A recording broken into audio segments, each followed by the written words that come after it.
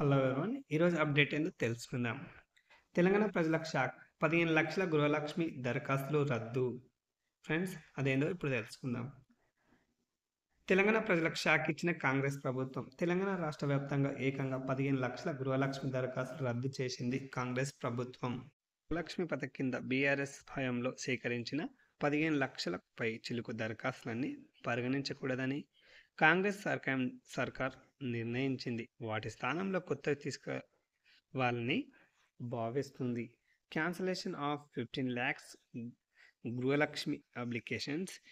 ఆ పథకానికి వచ్చిన మొత్తం పిటిషన్లలో 12 లక్షల అర్హులైనవిగా అధికారులు గుర్తించారు. అయితే వాటిని తప్పించి అప్పటి ఇందిరమ్మ ఇల్లు పిటిషన్ల తరహా గ్రామ సభలో కొత్త దరఖాస్తులు స్వీకరించాలని కాంగ్రెస్ నిర్ణయించింది. కాగా ఇవాళ ముఖ్యమంత్రి రేవంత్ రెడ్డి ఢిల్లీ వెళ్లనున్నారు. పార్టీ హైకమాండ్ నేతలను కలవనున్నారు. అనంతరం అధిష్టాన పెద్దలతో కలిసి ప్రధానమంత్రి నరేంద్ర మోడీని కలిసే అవకాశం ఉన్నట్లు పార్టీ వర్గాలు తెలిపాయి.